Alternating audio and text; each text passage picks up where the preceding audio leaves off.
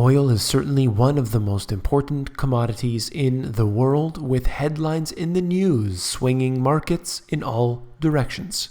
On today's episode, we'll discuss the following. U.S. oil reserves may surpass that of Saudi Arabia and Russia, according to a new study. Home ownership in the U.S. is hitting rock bottom. And we'll discuss the new world order. You came here for the truth, so let me unveil that for you. Let's get into this today right away. I want to go in many different directions, and I'll begin with this discussing oil. The U.S. holds more oil reserves than Saudi Arabia and Russia. For the first time, it has surpassed those held by the world's biggest exporting nations, according to a new study. First, I just want to say my piece that I can't prove this either way, and it could be propaganda. But let's just take it for what it is right here. So they did this study, and that was on over 60,000 fields worldwide, and it was done over a 3-year period. And it was a company out of Oslo saying that there are 2.1 trillion barrels of oil reserves worldwide. These are recoverable reserves. So basically that's what is feasible to get out of the ground. There may be more, but at this time, with the current technology that's available, we can get out 2.1 trillion barrels of oil. So every day they're pumping more and more, and this works towards the exports of these particular nations. And what they're saying is that the U.S. is sitting on top of massive amounts of oil. Rystad Energy estimates recoverable oil in the U.S. from existing field discoveries and undiscovered areas amounts to 264 billion barrels. It surpasses Saudi Arabia and Russia as well. These are huge numbers. We'll see how it all pans out. I would say, though, what I've seen is the dangers of fracking. And yes, they can get it out of the ground. It's been very successful, in fact. However, we've noticed a lot of unsettling activity, whether it's earthquakes or anything like this, occurring in areas where they are doing this type of activity.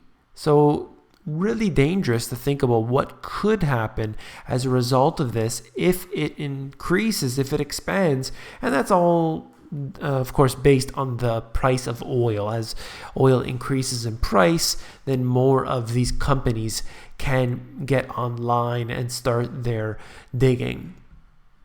Let's move on to this here. American Nightmare home ownership is at a 48-year low. Home ownership at a 40-year low, driven in part by a shocking pattern of foreclosures that put 9.4 million out of their homes during the recent recession. We're looking at the lowest level in nearly a half century. Think about this for a second. 50-year low for home ownership. And they're suggesting that owning a home is part of the American dream. It is so important, so interconnected with a strong economy, and yet we're at a 50-year low here in this case. This does not show the strength that they claim that there is. We're looking at the Chinese president and the Russian counterpart promised ever closer cooperation, oversaw a series of deals as the two countries deepen their ties in the face of growing tensions with the West. And we have seen this clearly, that factions have formed. It is very obvious, particularly with China and Russia. There is no doubt. In fact, two countries which have partnered up the most, I would say, in the world in the last few years are China and Russia. So it's interesting to see how this will really affect the relationships they have with other countries, particularly with the so-called West. Russia and China stick to points of view which are very close to each other and almost the same in the international arena. That's according to Putin. And in here, they basically talk about the ties that they're having, all the trade agreements that they want to get into, everything else. And it's very important for them to do so simply because you can see with the different organizations that have been set up, we know where this is all heading, and that is to wean off of the US dollar. The Russian leader added that the two had discussed strengthening together the fight against international terrorism. So it's not just a financial thing, it's not just a political thing, it is in fact about war as well. And you can see how they have between each other to protect their allies, to protect what they have together. And Syria happens to be one of those. So that's important to note. Let's move on quickly here. As you look at Moscow building a spy satellite in Nicaragua. So you have Russia and Nicaragua getting together, but let's not forget Nicaragua and China, because you have the Chinese Tycoon, and among others, in the failed attempts to build a canal bigger than Panama and more business friendly, because it's going to be able to fit a lot through there. You're going to have basically trying to put the Panama Canal out of business. They want to have it to be very wide, very open to businesses all across the world, trying to ship goods, trying to connect the Pacific and the Atlantic together where the Panama Canal cannot go. Nicaragua's trying to do so. China's trying to be at the forefront of this, although there have been many failed attempts. It will be interesting if they can actually go ahead and do this. So the connection there, that triangle, we have Nicaragua, Russia, and China all getting together. They all have vested interest in what seems to be the same things. A group of East Coast states want to help overhaul the way America pays for its decaying roads, and it's starting with monopoly money. And this here is something that upsets me greatly. A lot of people would disagree, but this is just the way I feel, and that is charging motorists a fee for the miles that they travel. Now, yes, they're being taxed on their gas in a way, so it's very similar. But to me, the way I see this is a restriction of travel. How are they going to monitor how far people are going? Are they going to use the GPS built into the vehicles? Are they going to be monitoring you and sending you a nice little letter in the mail of how much you owe? Perhaps they will, just like Obamacare, have access to your bank accounts where they will be able to take out what they need and when.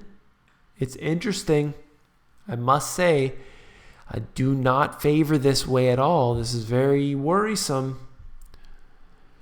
Show your ID, take off your shoes, and hand over the carry-on. Maybe, just maybe, get a pat-down. TSA checkpoints are hassle, and now they're going to increase the level of what they do.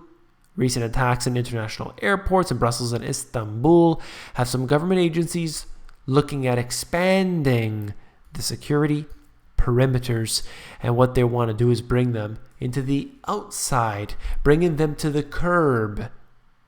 The only thing I would say about this is that they already have such high security. The security allows them in. That's how they get in. But of course, you can't stop them everywhere. What about the parking lot? Are you going to have security at the parking lot, checking bags there? What about down the street? What about the whole city? Just have constant checkpoints in the entire city, pulling you over on the side of the road during rush hour and checking your trunk, ripping up your bags, tearing open your car, just because you might have Osama bin Laden hiding in your underpants. And that's what we need to worry about, because sometimes you feel an itch in your underpants. What if it is in fact Osama bin Laden? And that's just a thought. Maybe he's there. Maybe he's hiding there. I never thought of that. This is what it feels like when your robot takes your job. And this right here is very interesting. I found that this individual was basically working to create, he didn't even know, but his own job was in fact replaced by automation that he was working on. He didn't realize it, but he actually worked himself out of a job. And it's amazing to think about how this all happens. The AI learned what he was doing and replaced him. And this will happen, unfortunately, to many, many people. If you found this video informative, please give me a thumbs up. When you give me a thumbs up, it pushes these videos up on the YouTube rankings, and that helps get my information out there to as many people as we possibly can. What I would say here, just before I finish, is what I'm trying to do with the Money GPS is different than what I've seen with pretty much everybody in the alternative news, and let's not even factor in the mainstream media. What I'm trying to do is give people every single possible chance to learn what the truth is, to get an education in this. Sure, you guys might know everything that I've talked about, particularly, let's say, in the last video. You know to look at the S&P and the correlation with that and the Fed's balance sheet. You might know that. I'm sure most people watching these videos might know that. But there are some out there, these sheep, these people who are unfortunately blind, who unfortunately had their head in the sand. And I'm trying to give people an opportunity, because without that making it easy for people, people aren't going to take that option. They're just not. They're going to look at something else. But if you make it easy, if we make it available, hopefully slowly there'll be a trickle of people tuning in. They learn the basics first, and then they tune into the daily news. So that's what I'm trying to do. I wanted to let you know that. So that's why I really appreciate every time someone gives me a thumbs up, every time someone thanks me, every time someone supports me by either buying the books or the donations or anything like this. That's why I truly feel that support. So I want you all to know that. Thank you very much. I read all your comments. I try to get back to as many as I can. It's very difficult. There are probably thousands a day on all my videos, and I try to get back to, if I can't get back to them all, I'm definitely reading them, and I'm trying to answer those questions while I do these videos. So please pay attention. If anybody wants to email me, I'm actually getting that request often. How do I contact you? You can email me at david@themoneygps.com, and I try to get back to people as much as I can, but there's always a backlog of emails in there, but I do get back to you. It just may take me a little while. So if you want to contact me, david@themoneygps.com. Once again, thank you very much. And if you found this video informative, I know you'll find my book, The Money GPS, even more informative. If you want to look through the book, head over to Amazon, where they have a look inside feature, which will allow you to flip through the pages of the book and see if you like it. Take care.